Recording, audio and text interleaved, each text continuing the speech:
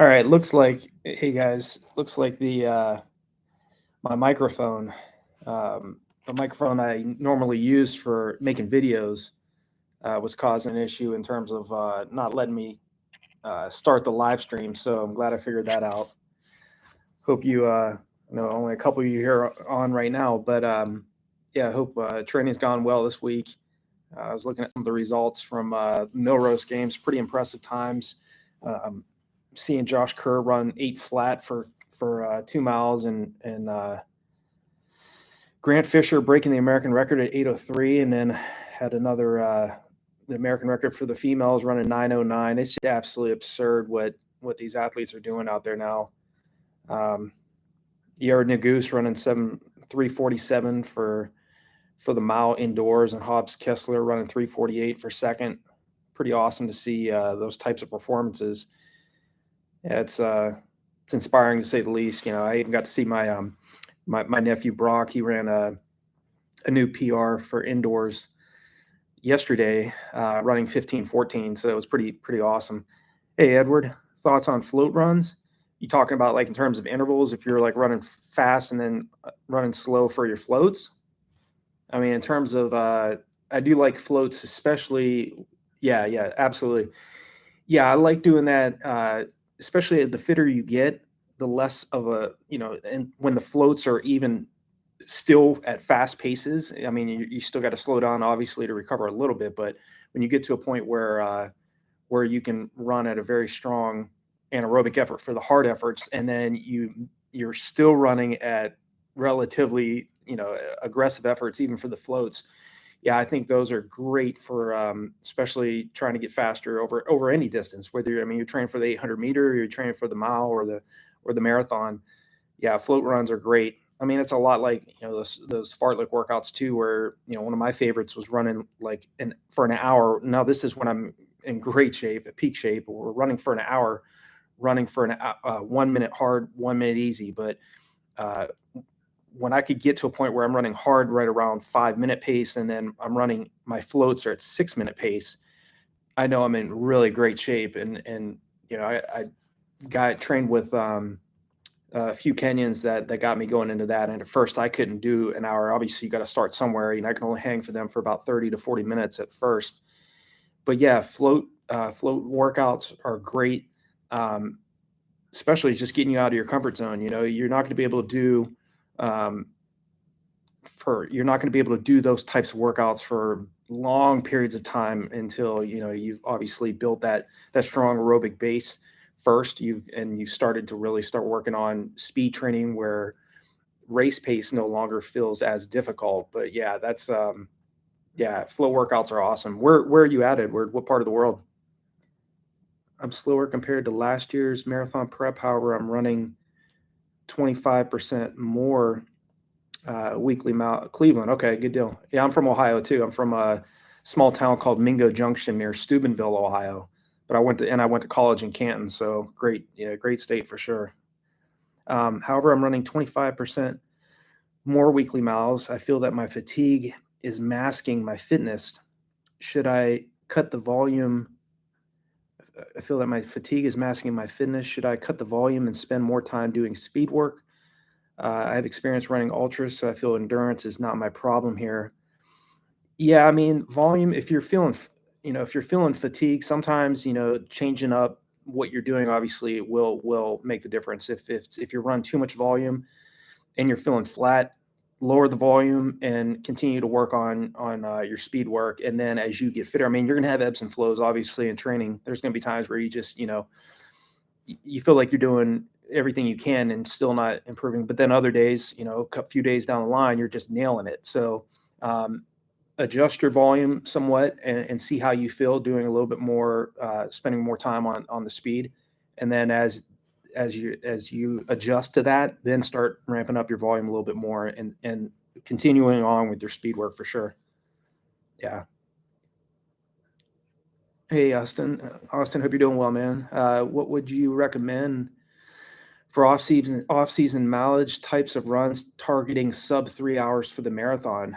Yeah, I mean, breaking 3 hours, in my opinion, is an elite time. I know everybody's got their own opinion of what elite is, but I think once you're under 3 hours, or once you're pursuing that, you're really getting to a realm that you're getting to a level that very few athletes around the world really achieve. I mean, you think about all the marathoners that run, that compete in marathons each year, there's a very small percentage that go under 3 hours. So I would, in terms of recommendations, off-season mileage,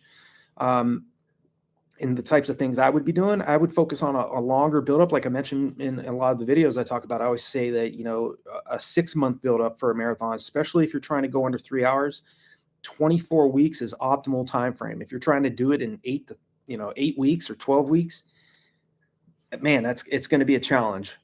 So I would recommend, in terms of your mileage, it all depends. I mean, every athlete's different types of runs. Some athletes can go under 3 hours on like 40 miles a week. Other athletes need up like 90 to 100 miles a week. So it's really about that quality over quantity that I always talk about. You focus on what percentage of your weekly volume are you training at 652 mile pace or 416 kilometer pace. Now, obviously, in the off season, we're talking off season, just stay consistent, 35 to 45 miles a week on a consistent basis over, say, 6 to 8 weeks. That's always that's going to, you've built that strong aerobic base of mileage first before you start into a longer buildup. Types of workouts, types of runs. In the aerobic phase, I would just focus on doing strides 3 times a week. So 5 to 6 100-meter strides 3 times a week, on top of staying consistent, 4 to 6 to 7 days a week in terms of your running, but doing 4 to 6 100-meter strides, minimum 2 times a week, preferably 3 times a week during that aerobic phase. Because again, you don't want to get caught up in worrying about so much about doing speed work or doing very fast threshold runs, track sessions, things like that. Focus first on building that strong aerobic base. And again, you're in the off season, that's the type of, you're just focusing on building that aerobic base first. But if you implement doing strides and you continue doing that into your buildup, I'm telling you, you're going to be dangerous, because you're still on top of everything else you're doing. You're doing strides where you're really running at close to all-out efforts for about the last 20, 30 meters of a 100-meter stride. But over a long buildup, 6-month buildup, you will have done several miles, several kilometers at near sprint paces. So that's going to make that goal race pace that you're aiming for to feel that much easier. So hope that answers your question, Austin. I mean, I wish you the best in going after 259, 59. It is not easy to do that. I mean, most people, if you get too caught up in like hearing about these athletes running under 220, under 210, under 202, too flat, it made again, everybody's definition of an elite athlete or elite time is different. But in my opinion, anything under 3 hours is elite. So yeah, wish you the best on it, and you can do it, definitely. Hey, Kiwi, do you recommend a carb load before a marathon and half marathon? Also, does stair climbing have any place in marathon training? Yeah, I definitely believe in carb loading.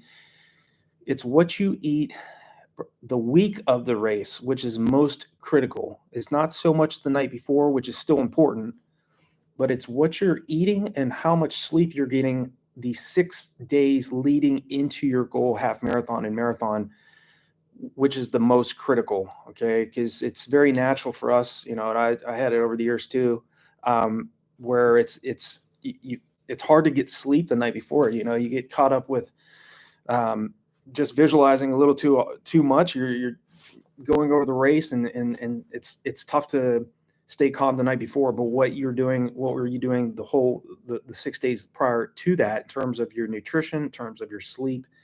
That is very, very important. But yeah, carb loading, definitely stock up on that glycogen, because again, the faster we train, we're teaching our body to burn fat more efficiently. That's what's key, because we have much more fat storage than we have glycogen storage, carbohydrate storage. So if you can teach the body to burn what it has more of, which is fat, at race pace, and conserve what it has much less of, which is glycogen, carbohydrate storage, you can call upon that in the later stages of the race when everybody else is getting tired, and both mentally and physically, you have that extra energy. And again, there's nothing easy about that. I mean, yes, if you go out and you run 3 hours for a long run, you're building that endurance, you're burning fat, but you're not necessarily utilizing fat more effectively, fat burning effectively at faster paces. You have to train at faster paces to do that more efficiently, so you can get to a point where you can conserve that glycogen a little bit better. Obviously, improving your lactate tolerance, so that again you're able to sustain that goal race pace for the entire duration of the race. And your other question, also stair climbing. Yeah, stair climbing, any type of cross training will definitely help marathon training. Any type of activity that's going to get your heart rate up, that's going to force get you out of your comfort zone is always a great option. And the fitter you get, you can incorporate those types of cross training activities into, like, say you did you can even implement, say, like a double threshold workout, where you're doing on the track in the morning, maybe it's like 16,400s in the AM, and then in the PM you do a stair climbing workout. So I do believe in double threshold workouts, or those double anaerobic workouts, but you have to be in phenomenal shape to start doing that first, but I definitely believe stair climbing is a great option for sure. Hey, Julian, thanks for your suggestion last week of trying a Strasbourg sock for plantar fasciitis. My symptoms have been much better. That's awesome. Yeah, in terms of plantar fasciitis, it's one of those nagging injuries that last for a while. But there's obviously that Strasbourg sock would help me a ton. Yeah, my pleasure, Austin. Hopefully that was helpful. But yeah, that Strasbourg sock, the way how it pulls your foot back, it's not comfortable. If you're laying down on on the bed or whatever, on the couch, whatever, and especially during the night, you can wear that as you sleep during the night. But just know that it's going to be an interesting night, just not being able to move like you normally do. But I'm hoping that's it sounds like you're doing better, which is awesome. Hey, Andy, I have a question regarding the correlation between heart rate and pace, as these two factors are dependent on external factors such as terrain and weather. Yeah, spot on. Absolutely. Is it better to focus on training in the right heart rate zone for the best result, especially for longer events like the marathon? Yeah, I mean, what you said there is what I brought up too on, I think, a couple of streams ago. Yeah, as you mentioned, the terrain you're running on, if it's hillier, your heart rate's going to obviously spike. If it's hotter outside, it's gonna go up much higher than if it's cooler outside. If you're not recovered after a hard track workout or a tempo run on the roads, the day after, sometimes you could be literally jogging, your heart rate spikes. So I do think that you have to make sure that after you do those harder anaerobic workouts, that you're allotting the right amount of time, usually about 48 hours of recovery between each one of the hard workouts you're doing. But your question, is it better to focus on the training in the right heart rate zone for the best result, especially for longer? Yeah, most of the time, if I'm doing like a threshold run or a longer, very paced long run, I do wear my heart rate monitor. Uh, now we don't have to wear it around our chest anymore. We just, the Garmin's now, the new technology is just around your wrist. But I do focus on heart rate, but I think also you don't want to get too attached to it. You want to go off a feel sometimes as well. And I know that's probably what you do as well, but it's having that tool, getting out there and being able to do track workouts. If you want to run at, say your max heart rate is 197 and you want to do some repeat miles on the track and keep your heart rate up around like 180 or 185, somewhere around there, and you really want to stress yourself, I mean, it's good to have that as a tool. But I think in terms of the question, is it better to focus on the training in terms of your heart rate zone? Sometimes I think it's better, but other times I think it's, again, we want to focus on not getting so attached to the technology, but having that as a resource is a must. Most of the time, when I do my tempo runs, I usually do use heart rate monitor, my heart rate monitor, as well as the faster longer runs that I do. So yeah, I think it's you're on the right path if you're using that on a regular basis. Hey, Finley, I have a super light knee pain the last 3 runs. However, it is only when I run slow. I've looked into seeing the physiologist on Wednesday. Should I run the next 2 days, or do some easy runs? I would definitely run easy if you're. I mean, fortunately, it's super light knee pain you're talking about, and it's not severe.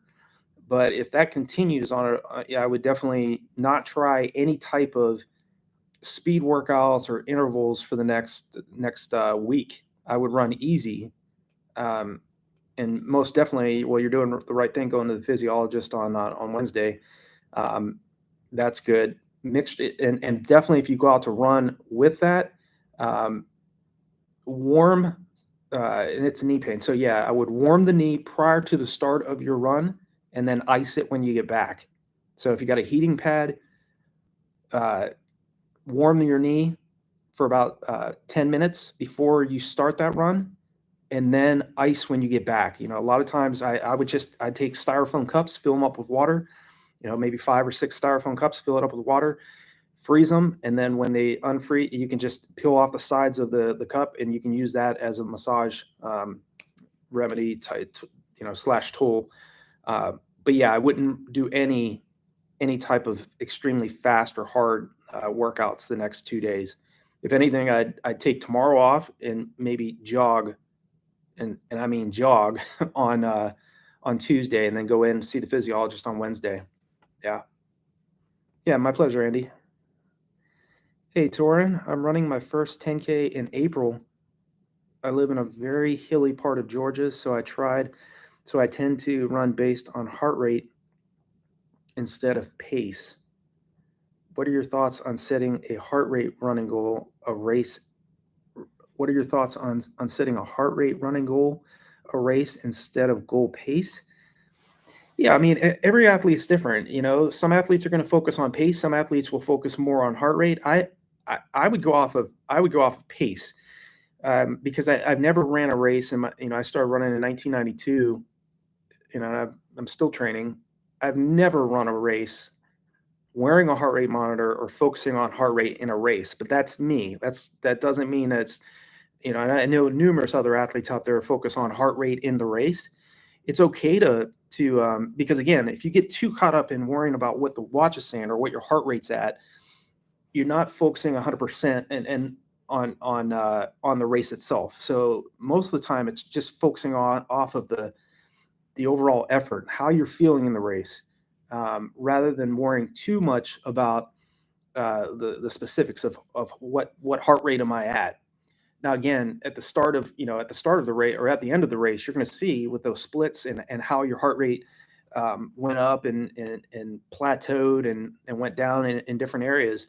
So it's cool now with the Garmin's, the technology we have now, that we can see where our heart rate was at. Looking back, I mean, I didn't wear a watch when I ran 219 at Sim, but looking back, I wish I would have, because at least, not so much that I would have been looking at my splits, but just to see where my heart rate was at. I'm just curious to see where it was hovering at. I'm guessing, I ran that when I was 31.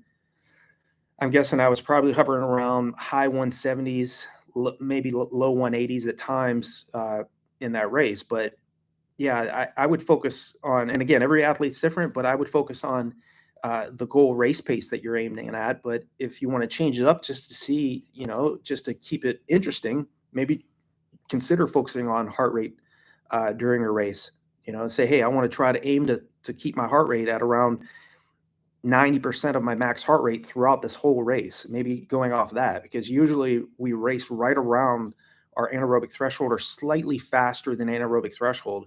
So that's, you're hovering right around 88 to 92, 93% of max heart rate. So kind of give that a try. I hope that's helpful, Torin. And good luck in your race coming up too. Hey, Jonathan. Hey, coach. Something that's been bothering me for a bit that I need your take on. I incorporate 80-20 polarized plan for my training all year long, and it's paid enormous. That's great. That is great to hear. So why don't high school and college coaches do this for their kids? Does that not apply to younger people? And is 80-20 optimal for a year, not short-term race-specific blocks, in your opinion? Yeah, I mean, there's obviously something to be said about the 80-20 rule. I mean, in most cases, that is sufficient for most athletes. I think high schoolers, because they're still in that development phase, and again, it's dependent on the level of the athlete. Still, there's some phenomenal times these high school athletes are dropping now, elite times, world class times. So I know they're around that range, 80-20, but again, some of them might be more towards 60-40, or 70-30. They're doing, again, just like the world class athletes, national class athletes out there that are really spending a higher percentage of each mile, or their mileage each week. They're doing more quality work, and coupled with paying attention to their recovery, they're working with physiologists, they're working with physical therapists, athletic trainers, and making sure everything goes well after the workouts. Again, because you can do everything right in training, but it's what are you doing the other hours of the day? Are you staying up late? Are you 80% into this or 100%? I'm not saying you personally, Jonathan, but I just think that in terms of high school athletes, I do think that some of the better, you look at Joe Newton, one of the best high school coaches ever. He was very disciplined with his athletes, and having them do AM and double runs a day. Not a lot of high school coaches are doing that. Again, and Coach Newton's out of York High School was he coached there for several years, and his high school teams, track and field teams, cross country teams, were absolutely dominant.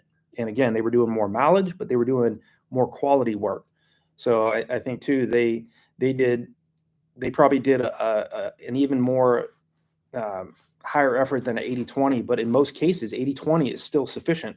You're still going to produce some elite superior times doing 80-20 polarized training, and it's definitely working for you, which is awesome. And I think that too, when you experiment with doing higher volume or higher percentage of weekly volume at more intense efforts, you do run the risk of overtraining. So you have to experiment, see how it works. If you're feeling too fatigued, then get back to doing a little bit more volume, or doing more of your volume easier, and then still focusing on your speed training. But yeah, I just think every high school coach is different. But if you look up Joe Newton in York High School, I mean, there's a lot of videos on the Long Green Line on YouTube that talk about Joe Newton and his philosophy. He's also a really close friend of Dr. Joe Vigil, who I've mentioned on the streams as well.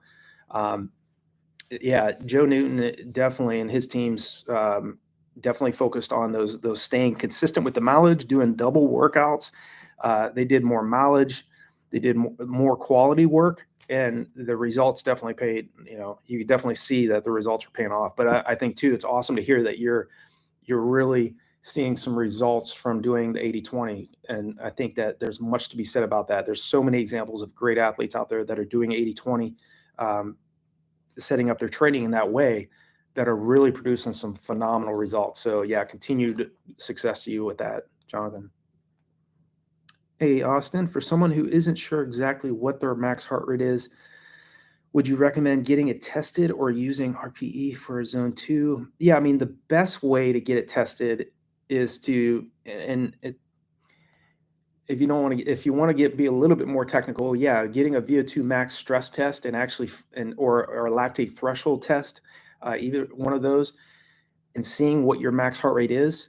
There's that way. That's the most technical way, but you can go out and run practically. If you go out on the track and do, say, an all-out 400 or an all-out 800 on the track, and immediately check your heart rate at the end of that, that's another way of seeing what your max heart rate is. Now, you don't want to do that when you're not very fit, obviously. You do want to get in solid shape before you start to try to go out and do an all-out 400, because if you try to do that, say you're like 2 weeks into a buildup, and say you're starting a 4-month buildup and you're like 2 weeks into it and you just started running, and you try to go out and do an all-out 400 or an all-out 800, it's not going to be so I don't think it would be as accurate as if you're in much better shape. You do want to at least give yourself some time, several weeks of training aerobically before you start doing those really hard all out efforts, but that's a way to do it. And I think the most accurate way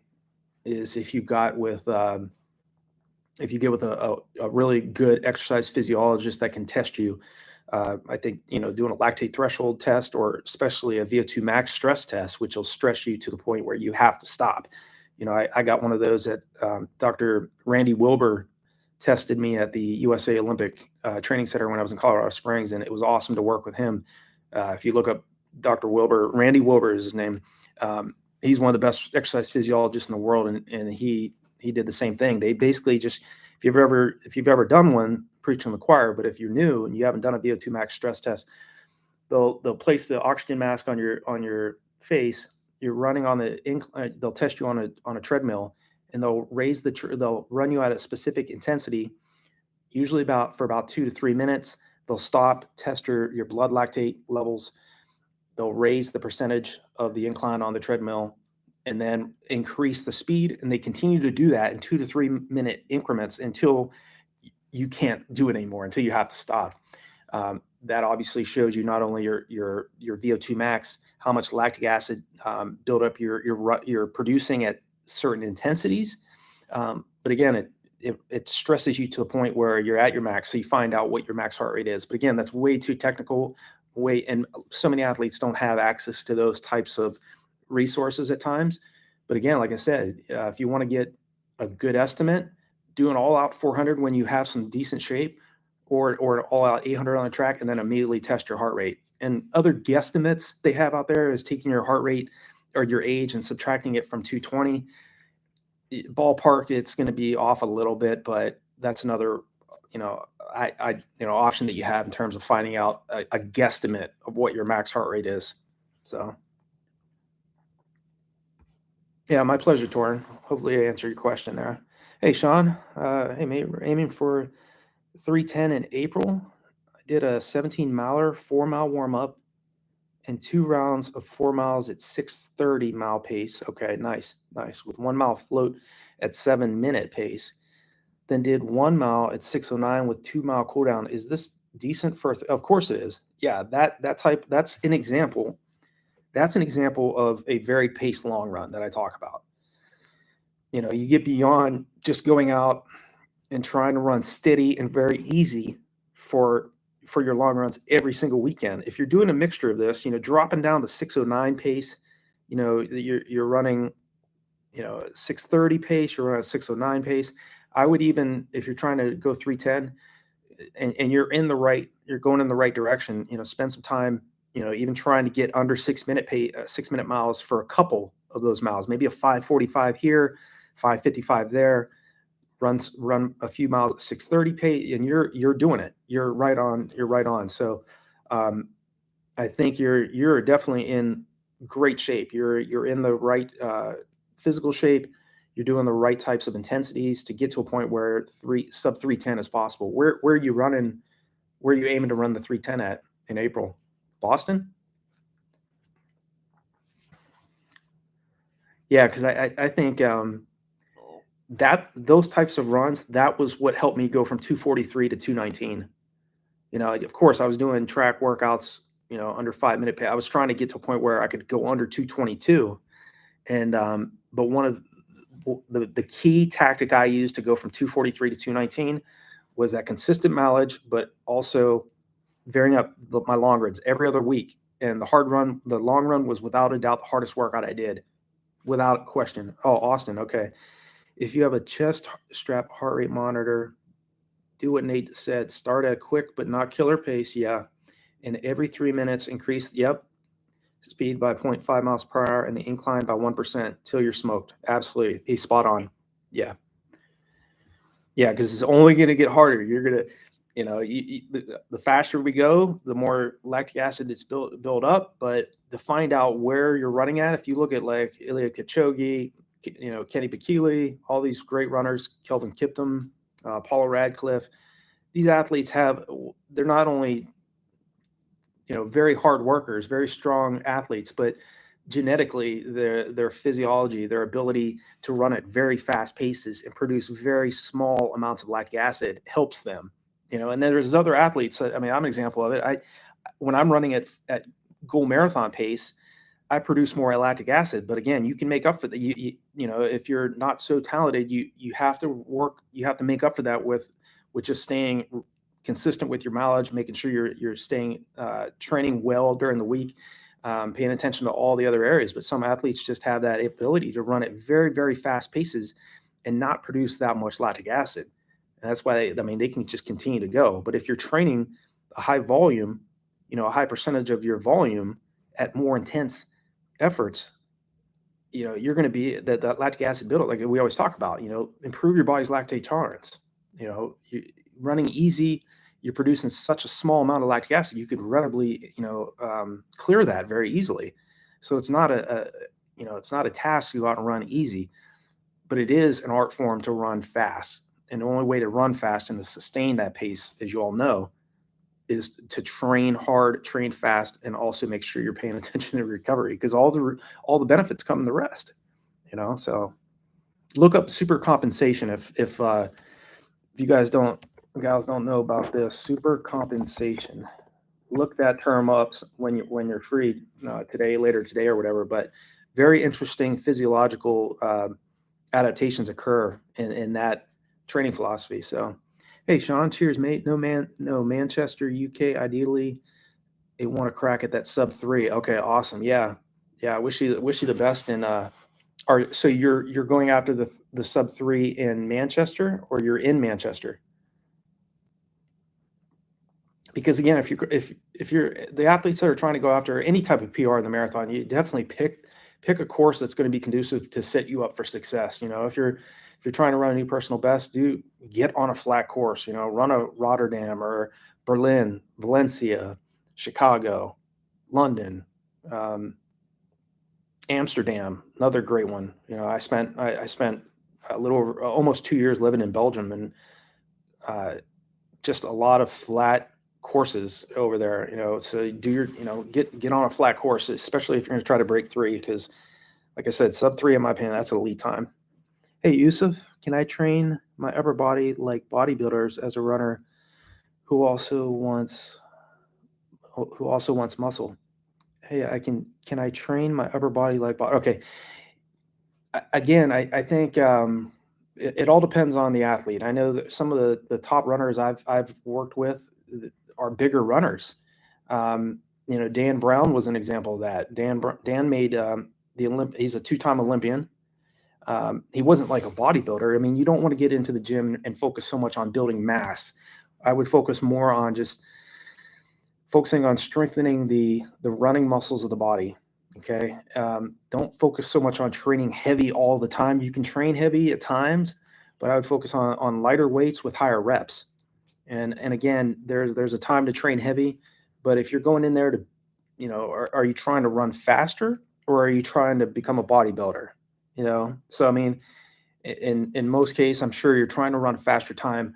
Strength training more, yeah, running faster, yeah. I would focus more on the at times you can lift heavier if you want, but focus more on building the core running muscles of the body, your abdomen, you know, upper body, calves, hamstrings, and but not lifting heavy all the time.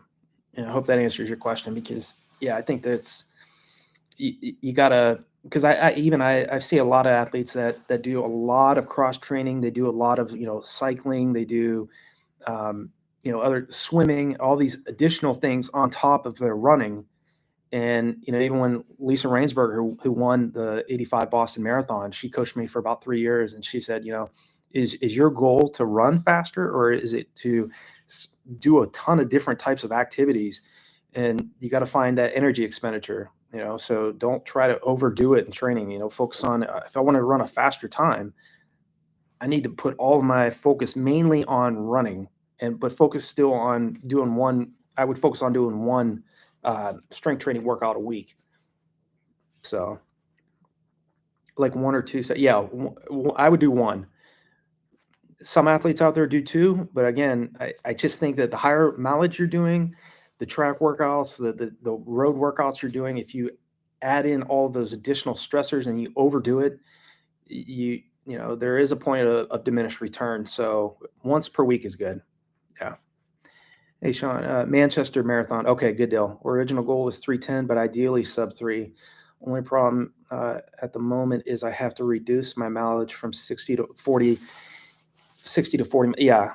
Yeah, I mean, you can still go under sub 310 and ideally sub 3 on 40 miles a week. Other athletes can do it, so why can't you? I mean, it's just um, how you're preparing in training, and looking at that quality over quantity. You can be doing 100 miles a week and still not run a sub 310. There's athletes out there that are putting in that type of volume. That again, it's just they're building an enormous amount of strength and endurance by running that high volume, but they're just not spending enough time running down under 310, under sub 3 hour marathon pace. So yeah, when they get to 16 miles, 17 miles, they start falling apart. I mean, there's a point where only easy mileage can only take you so far. You do have to do, especially at the types of times we're going for as athletes, especially a sub 310, sub 3. Those are not easy times to run. I mean, you go out and most athletes, you can go out there and run 8K 5 miles at that pace and would have a hard time doing that. So yeah, I know you can do it, Sean. Hopefully Manchester is a relatively flat course. And you go out there and you run a great time. Get under that sub 310, run that negative split, run the tangents. Don't run any further than you need to in the race. Always think about how can I do more by doing less. You're already trying to go after a fast time. You want to make sure that you're not going too anaerobic too early in the race, but also you're doing the other things that maybe your competition aren't focusing on. Maybe they're, you got a right-hand turn coming up and all your competition is on the left-hand side of the road and they're running across the road, but you're already to the far right. So you're already running less mileage. That's what I always say, always focus on running the tangents too. And make sure you're paying attention to drinking more in the race, taking in more calories, taking in those gels in training, get used to doing that. And, your chances are going to go much higher if you do that. Because again, it's those little details that a lot of athletes don't pay attention to. I started running my best when I really got away from focusing on, well, what did so and so run, and not running tangents. I started running the tangents the proper way. I started hydrating better. I started running more effectively in the race because I wasn't running so aggressive early on. I made mistakes too, so just like any other athlete, but those are some things to think about. Hey, Jonathan, Nate, do you have a recommendation of the best device to measure on accurate heart rate variability? My Garmin translates this into stress score, and I doubt its accuracy. Yeah, I mean, I use the Garmin 620. I've had no real major issues with that. Again, but now, and that's even outdated. I think I got the Garmin 620 a couple of years ago, I believe, about 2 years ago, and obviously they keep updating the new Garmins now. But I've never had any major issues with it, and some days, as you all know, you're going to go out for runs and your heart rate is going to be like extremely high and you're jogging. Okay. That could be for a lot of reasons. It could be just technical or in terms of the watch is messed up. Sometimes it could just be, you need another 48 hours of recovery before you start to do another workout. And maybe you did a workout on Monday and you're out running easy today on a Tuesday. And obviously that's the reason why it's so high and you're running much slower, because you just haven't recovered yet. But I think Garmin, check out the Garmin 620. It's a great watch. In terms of the newer ones, I'd have to look into them myself because I'm even due for an upgrade myself. So, hey Alex, hey, just ran 521 for 1.1 miles and 215 for 800 last week. Congrats, awesome job. Without any speed work, good job. Do you think I could run a sub 5 with a couple of weeks? Yeah, I do. If you did that with no speed workouts, if you run very smart in the race, if you hold off on the first 400 meters and you really hammer that third lap and you hold the pace, for the last 400 meters, there is going from 521 to 459, which is a big jump, is possible. Yes. And that 215-800 is, in my opinion, even stronger than that 521. So it's that 215-800 to me shows both times. And you ran that for 1.1 miles to 5:21. Okay, so yes, absolutely. I think you can go under sub 5 for the mile. Or if you're trying to run 1.1 miles in under 5 minutes, that's possible too. But you're gonna and especially, and you're saying in a couple weeks, in 2 weeks, it can be done. Yeah, you have the fitness level to do it, but you cannot let up whatsoever. You have to make sure you don't go out too fast in that first 400 meter. If you're trying to go under 5, that's key. You don't get hyped up with everybody else that goes out too fast. If you do that and you can really maintain a strong pace in that third lap, then yeah, I definitely think you can do it. Yusuf, I'm doing the 80-20 methods, and my comrades who run fast in every session are getting faster than me. How? Well, I mean, it's tough to know. I mean, where are they at in their buildup? Have they spent more time in training than you have? You know, um, if you just jump into your training and they've been running for several weeks before you, of course, they're going to be able to recover better. They're going to be able to sustain pace longer than you. Um, and don't let that discourage you. Again, it's where we get into our training. If everybody's on the same fitness level, then there's going to be days where you're going to be able to run much faster, and then other days they're going to be able to run much faster. But if you stay with them over a long enough period of time, you're going to get fitter. But again, it's hard to answer that question because again, um, if they're faster than you now, it's not necessarily that they're any better than you. It's just a matter you may need several more weeks of consistent training, and just patience. It'll happen, man. Hey, Nathan, good to see you, man. Regarding what Yusuf said, some athletes peak a lot earlier in their running careers. Yeah, absolutely. While for others, it takes many years until they hit their potential. Yes, without a doubt. Yeah, I think that is 100% correct what Nathan just said. A lot of athletes, they run a phenomenal time. You know, I'm an example. I ran 2:19 when I was 31. I trained for a decade to try to improve that time. The closest I could get was 2:26. So sometimes you have that flow. You're in that flow state.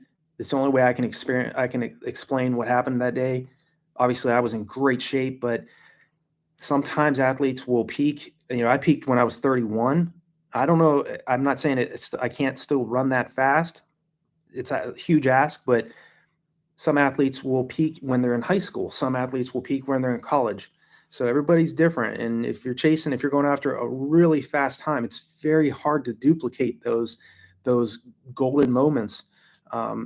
You can get close, you can improve it. But again, what he just said is absolutely 100% right. Hey, Sean, my plan is getting halfway at 7-minute average. And if I feel great, then dropping down to 640 for the 640 for the second half. That 17 mile I did today was 649 average overall, bit off a comment. Yeah, absolutely. That's for you to go out and run 17 miles at 649 pace. Yeah, and that's a smart move. Run the first half easier, still aggressive, and then run a faster negative split that second half. And yeah, it's just so much. You feel so much better than getting past and knowing that you weren't drinking enough. You dehydrate too early in the race, or you go out way too fast, and you're just sucking in the last half. You want to enjoy the last half of a race, so be a little bit more conservative, and that's a good plan. I like that. And let's see, Nathan, another thing that a lot of times we tend to forget is genetics. Yes, some people have a higher natural tendency for distance running, more slow twitch muscle fibers. Yep. So they'll improve faster. Yeah, he's right. Yeah, absolutely. There's some athletes that are just built for they're better at longer distances than shorter distances, and again, you do want to continue to work on your speed, so you recruit those fast twitch muscle fibers in training. Because again, most of us here are mostly long distance runners. Even if you're a mid distance runner, you have sprint capability, but if you took a muscle biopsy of the body, we're probably like 94% slow twitch and maybe 6% fast twitch. And whereas you look at a guy like Usain Bolt, he's probably the opposite, maybe like 97% fast twitch and 3% slow twitch. So, but yeah, that's definitely right. Every genetics does play a part, and like I mentioned before, there's some athletes that can run at very, very fast paces and produce very small amounts of lactic acid buildup. You look at an athlete like Kelvin Kiptum running 2 hours for the marathon. At running at 5-minute mile pace for him, he's probably producing about 2 millimoles of lactic acid or less, running at 5-minute mile pace. So it's their genetics does play a part. And for me, it took me 15 years to run a sub 220 marathon. And like I said, there's athletes out there that can do that just about every other month, or every couple of months, and you run that fast for workouts. So it's just, if you're lacking the talent, you can make up for it with your work ethic. It's going to take much longer for you versus the athlete that has, a bigger engine in terms of anaerobic capability. But the end goal is, do you achieve your goal or do you not achieve your goal? And if it takes you 10 years, it takes 10 years. Did you get to it? But if the key thing is you achieved it, so that's awesome. Yeah, Jonathan Yusuf, 80-20 is playing the long game. Yeah, I deviate from 80-20 in a race-specific block 4 weeks before an A race, and this happens maybe 2 times per year, and may move to 70-30 max. Yeah, yep, absolutely. Yeah, I think just experimenting what's working in training and what's not working. If you don't feel like you're improving and you feel like you're plateaued, maybe you have to change up some tactics, like what Nathan and I have been working on, is doing double threshold workouts. And he didn't just jump into that type of training either. He's spent several months building into a strong aerobic base, started doing track sessions, started doing fartlek workouts, hill training. And then we started jumping into doing double threshold training. And that's one example. Maybe it's just some athletes they're not improving because, again, they're running too much of their volume too easy. Sometimes it's their training block is too long, and instead of going, they're not giving themselves enough recovery. If you do a 1-year block of training and you've trained 12 months throughout the year and you haven't really allotted any recovery time, it's hard to improve at times from that. It's just find out what's working in training, and if 80-20 is producing results, continue to do that, and then mix up some, like Jonathan mentioned, try a 70-30 and see if that drastically changes anything, helps you drop even more time. As you all know, it's tough, and it's an experiment to get out there, and especially running at faster paces. Just be patient with the process, because it does take about a month, usually about 3 weeks to a month, to start really seeing significant results in particular intensities. If you're having a hard time right now running an 8-minute mile pace for your long runs, if you keep doing that over 3 weeks to 4 weeks, 8-minute pace is not going to feel any more. It's not going to stress you out as much as when you first started, and that's natural. We know that, but physiologically, sometimes it's very easy to get bent out of shape, because, man, I'm like, I want to be hitting 7:10s. I want to be hitting 7:15s, but 8-minute pace right now feels like I'm running at 7:10 pace, and it's frustrating at times, but consistency is key. The body always adapts, always adapts. Hey, Super T, did my last big run 3 weeks out marathon, 3 weeks out, did really easy 19 miler, 9-minute pace, low heart rate. I really wanted to keep going, but stopped 19. And that's good. You stopped when you were still feeling good. That's a good sign. And only doing 13 miles next 2 weeks before marathon. Yeah, I think that's a good plan. 19 miler, 3 weeks out, 13. I would go 19, 13, and maybe 9 if you're like the week before the marathon, around 8 or 9. But I think that structure there, you're setting yourself up right. That's solid too, that you felt really easy at 9-minute mile pace running 19 miles at that, and you felt like you could kept going. That's a good sign. Yusuf, I just ran a marathon. Awesome. 3 hours and 36 minutes 3 weeks ago, and I have a 10K next Sunday. How much time can I do? You know, 3 weeks, you're running a 10K 3 weeks after a marathon. I mean, you can still do it. I would use it just more as a workout, but 336. See what that. Let me see something. Let's see what that equates to. 36 marathon. See, a 336 marathon equates to a 47 flat for a 10K. So, you know, provided you're recovered somewhat from the marathon, you know, it's natural and most athletes to be a little bit tired at least a couple days after that. But you did that 3 weeks ago, and you have a 10K next Sunday. Yeah, I mean, 47 flat is the equivalent of a 336 marathon. So I'd say anywhere from 47 minutes to 48 minutes, just as more of a workout, but you might go under 47 minutes. You're obviously in phenomenal shape if you went out and ran 336 for the marathon. That is awesome. Yeah. Yeah. Use the VDOT calculator. And that's what, yeah. Use the VDOT. Go, hold on a second. Let me, VDOT02 calculator. Yeah, definitely use that resource. That's what we use. Nathan and I are working together as a coach and athlete, and you know, as you get fitter, the VDOT platform it bases your current fitness level. It will break down what paces per mile or paces per kilometer you need to be hitting during your easy runs, during your intervals, fast repetitions, which are even, you know, repeat hundreds, repeat 200s, where you're running all out. You're at VO2 max effort. That's a great resource. You know, yeah, I'm kind of addicted to using it to see what I could theoretically run. Yeah, absolutely.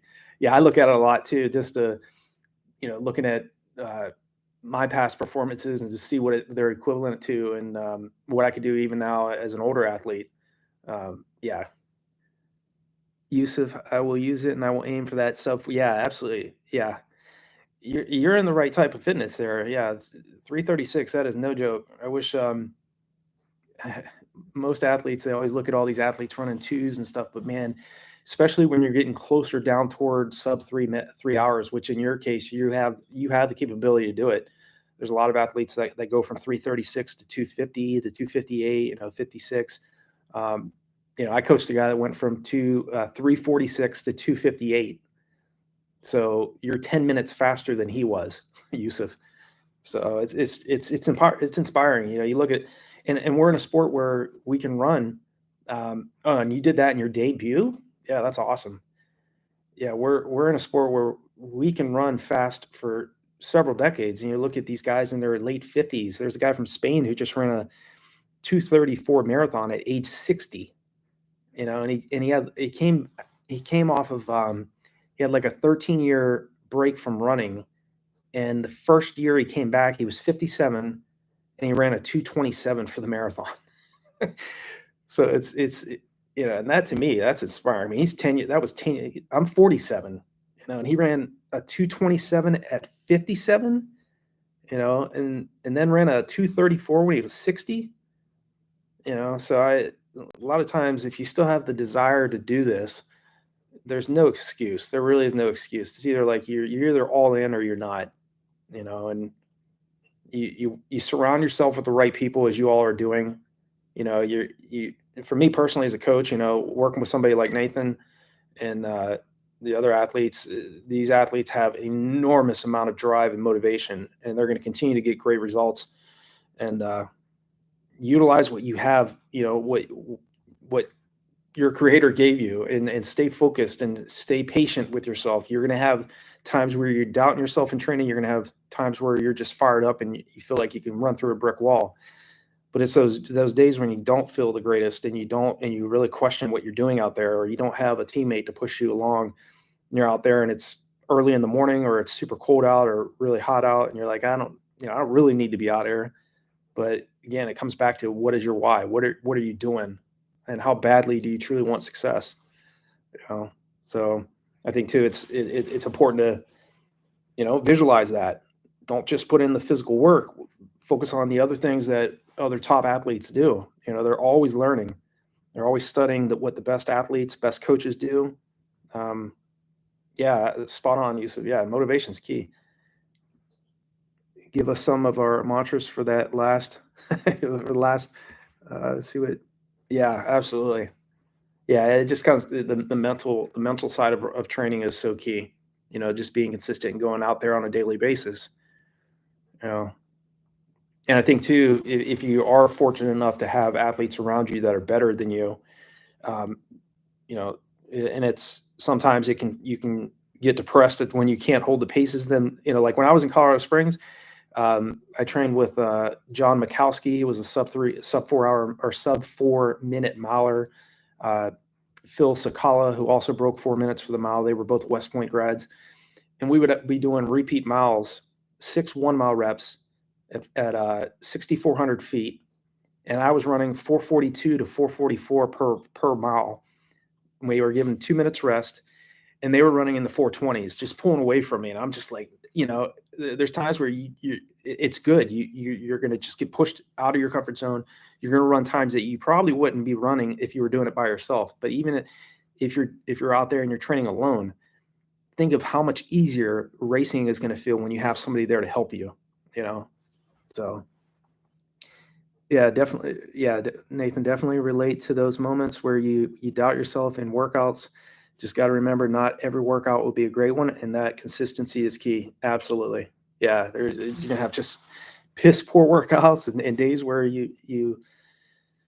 a lot of times it's just a matter of if you're not feeling right, you just maybe need another 48 hours, sometimes even 72 hours of recovery runs before you start to do that your next hard workout.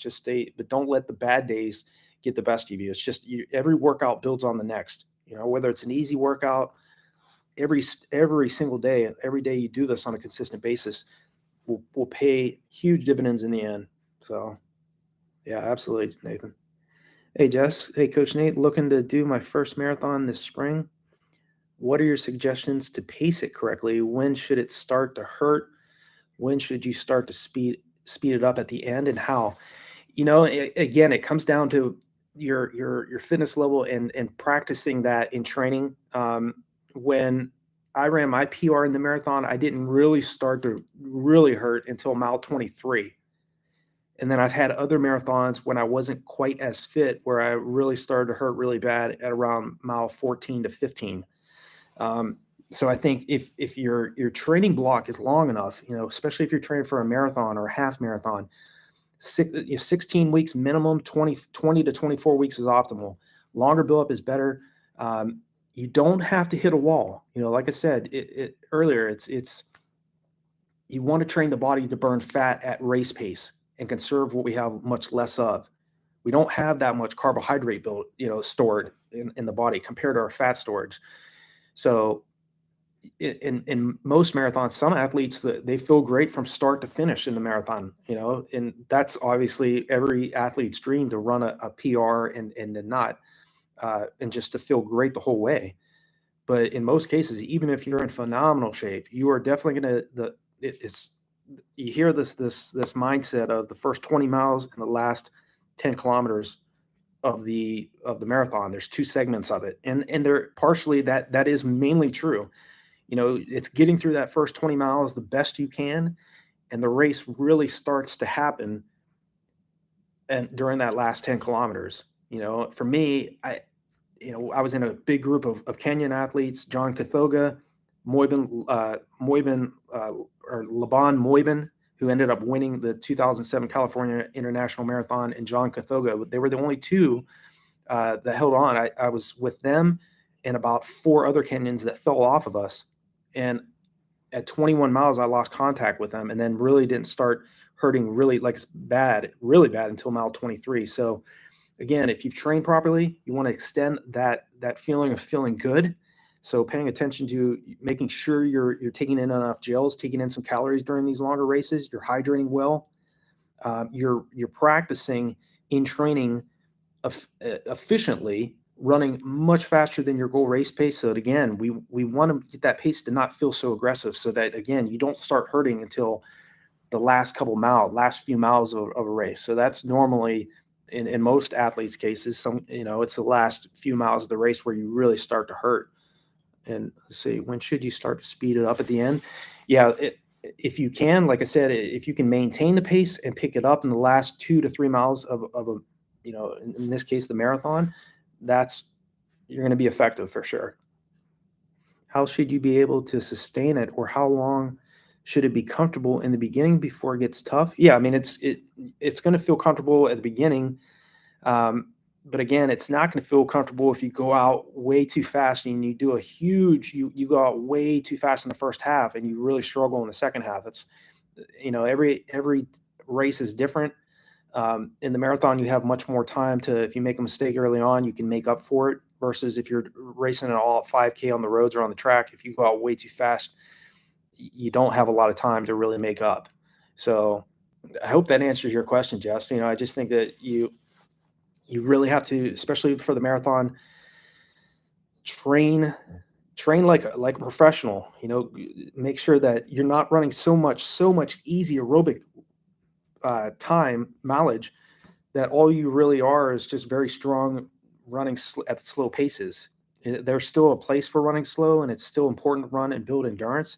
But if you want to race fast and you want to really, racing is an art form. Running fast for long periods of time, that's an art form. Running easy for very long periods of time in its own right is an art form, but it's running a very fast time and not falling apart in the race. That's what the end goal there is. So hope that answers your question. Hey, Nathan, a similar question to what Jess had asked. How should you feel during a 5K race? Yeah, I actually made a video about this that'll be launched next week in regards to the 5K. When my high school coach, he told me and I ran my PR 15:48 when I was in high school on the roads because of this strategy. I waited till the first mile, got out aggressive for the first 200 meters, settled into the pace, and he said, make sure you just hold back for the first mile and make it a 2.1 mile race. Sure, you still want to get out aggressive, but don't try to start really racing until you get past the first mile. So, of course, it's the 5K, like any race, it's gonna hurt even if you're in phenomenal shape. But I think really the last mile of a 5K, the last couple 1 to 2K of a 5K, those last 2 kilometers is where you're really going to be in pain. Regardless how fit you are, you have to hold it together mentally as well, especially in that last kick. But like I said, don't make your move if you're running a 5K and you're trying to go after fast time. Like I said, if you're trying to break 15 flat, that's what 4:49 mile pace. So going out the first mile on a 4:30 is going to totally jack you up. And most athletes that go out that fast will definitely have a hard time holding 4:49 pace for the next 2 miles. So going out in like a 4:57 to 4:58 for the first mile, a little bit more, still very aggressive, but a little bit more conservative, and then really drilling down on that last 2 miles, I think is key. Yeah. In the 2 5K races I've had, I've gone off way too hard and blown up. Yes, I've done it too, Nate. Yeah. Blown up after the first 1K, but I feel like it should be extremely hard until you get to the last mile. Yeah. Until you're roughly 3.5. Yeah, absolutely. The last mile is without a doubt, and that 5K is going to hurt like no tomorrow. I mean, and whether you're in piss poor shape or you're in great shape, it's just natural, because again, you're maxing out your heart rate, you're building up an enormous amount of lactic acid, and which is fighting at you to maintain muscular function. And when you start breaking down, you can have all the motivation in the world, as we all know. It's if you run out of glycogen or you run out of and you just go too anaerobic, it's just natural hey, you're going to slow down drastically. But if you train properly, you're still going to be in pain, but you're still going to run a strong time. So yeah, definitely an experience on my part, but I'm hoping to nail next. Yeah, Nate, you're doing great, man. Looking at your workouts, you're definitely on the right path. And I think too, like us working on running, working on aiming at faster times in the shorter distances as you get older, and if you want to continue to work with me. I mean, I think too, running the 10 mile, the 5 mile, the half marathon, 25 Ks marathons, getting faster in these shorter races is only going to help you and make you even stronger. And you're so young, man. You're, at your age, yeah, it's you can recover faster. And again, that example of that athlete that's 60. Athletes in their 60s and 70s, 50s, 40s, 30s, they're still running phenomenal times. What did Kenny Bakila at 41 ran 2:04:19 for the marathon, broke for the Masters record. That is it. That's absolutely incredible. You think of how fast that is, but yeah, and experience is key. Yeah. Jess, thank you so much. Yeah, it's a tough balance because I want to make sure I finish strong, but I feel like I left it all out there without feeling I could give more at the end. Yeah, I mean, and especially, I mean, we always can look back at races and think, I could have done this differently. But if you finish a race based off your current fitness and you feel like you did everything you possibly could, then you have to let that be enough for the short term. And I think some of the things to keep in mind is, you look some of the Kenyans I've trained with and other athletes that were world class, way faster than I ran. They were very quick to get over disappointments. They didn't focus so much on if the workout didn't go the way they wanted. They were really quick on focusing on what's the next workout. I know this workout, it didn't go that great, but I still got a good workout, still got a physiological boost from that.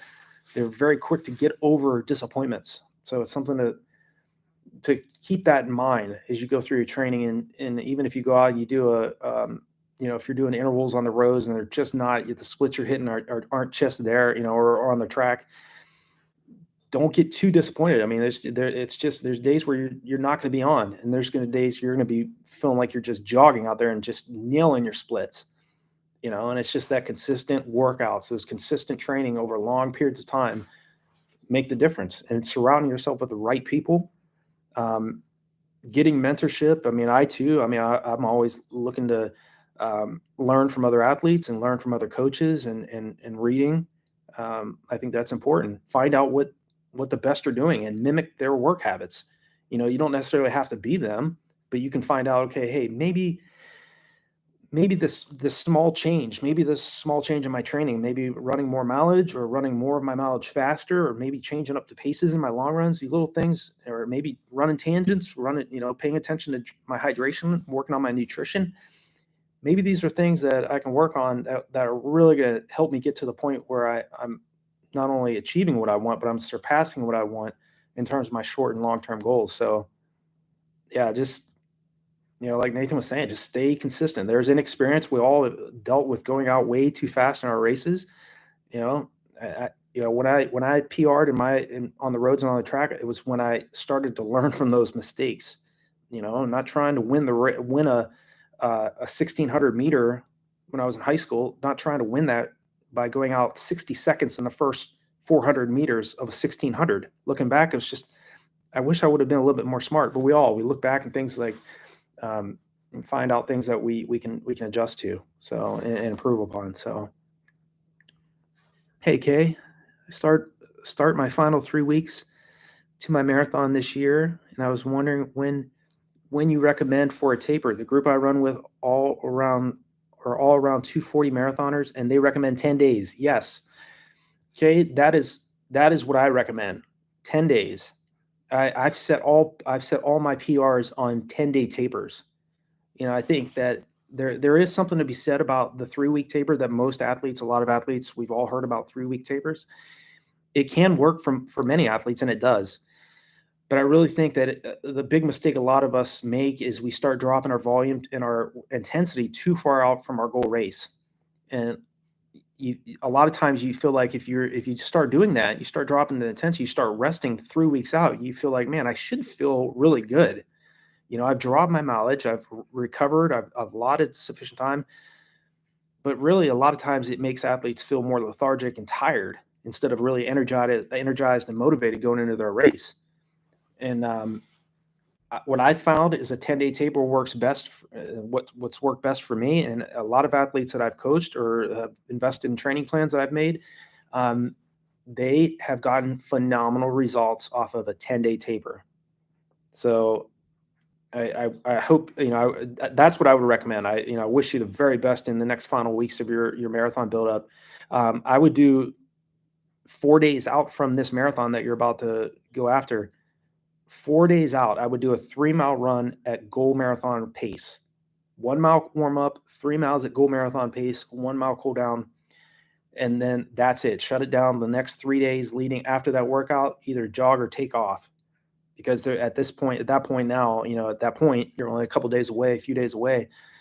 The more important thing is you're resting and you're carbo loading 6 days leading into the race, making sure you're really paying attention to your sleep 6 days going into the race rather than just the night before. That's also very important. But I think that the group that you're training with, that's the solid plan. 10 days is the way to go. Yeah. Yeah, Jonathan, absolutely. Yep. Lego running. Lego running. I like that. What's your recommendation on fueling in the marathon? My current strategy is every 6 kilometers. Yeah, that's about right. And again, that's why I always say in training, drop your water bottles out about every 5 kilometers and practice drinking in the race or drinking in training, so that in the race it's really become automatic. And because again, you don't want to get dehydrated in a race. You can be in phenomenal shape and really screw up your race by not drinking enough and not taking in enough calories. I think taking in fluid, whether a mixture of water, a mixture of Gatorade or Powerade, and if you've done that enough in training, you will test it to see how much your stomach can relatively handle. But yeah, I would do, 6 kilometers every 6K is solid. Yeah, absolutely. And I would definitely put some gels in your shorts on the left-hand side and on the right-hand side. So you have 2 gels right there. That's an immediate, basically around 100 to 150 calories per gel. So 2 to 300 calories immediately that you can ingest. They usually hand out another gel right around mile 17 or 18 of the marathon. So getting at least 3, sometimes 4 gels in a marathon on top of your fluid intake is going to really help you in that race, because it's so long. If you're training for a 5K, it's over so quick. And it's definitely not to discredit a 5K versus a marathon. 5Ks are very, very hard. And but because those races are so long, you do so much more thinking, and the more that nutrition plays a part. In a 5K, it's over so quick. You don't have to necessarily drink in a 5K. It's important to, if you can, grab something on the quickness, but the marathon is absolutely essential. You have to make sure that you're doing that and practicing that and training. That was the mistakes I was making earlier in my career. I started running marathons in 2002, and I honestly don't even know how I got into the twos by running marathons without drinking. I mean, and if I did drink, it was maybe like the equivalent of a few Dixie cups. I was not drinking enough, not even remotely close to enough. And then when I started, especially working with Lisa, she saw the mistakes. She's like, you can't run a marathon by ingesting a few ounces of fluid. You have to, really pay attention to that in training, and all the other things, making sure you're not getting too bent out of shape after every bad workout, or if you have a bad race. It's just part of the plan. You're going to have ups and downs, but yeah, I hope you do great, Kay. I think working with a 10-day taper and doing one last short workout just to remind your legs what you're training them to do is key. 4 days out. That's what I always did. And to this day, if I were training for a marathon, just say I was, I would do a 4 mile or a 3 mile run at goal marathon pace 4 days out from my marathon. That'd be the last workout I did. But I think too, how much sleep you're getting, it's most important that the 6 days going into the race, that is key, because it's natural. We're not a lot of athletes can sleep soundly the night before. Sometimes we have issues falling asleep. Some athletes do, some athletes don't. But I think if you're paying attention to getting really good sleep, you do a good taper, you do a solid buildup, you go out there and run a new PR. Where are you running your marathon at, Kay? And then preferably finding a flat course. that's going to, because it helps psychologically too, to run a fast time and run fast splits.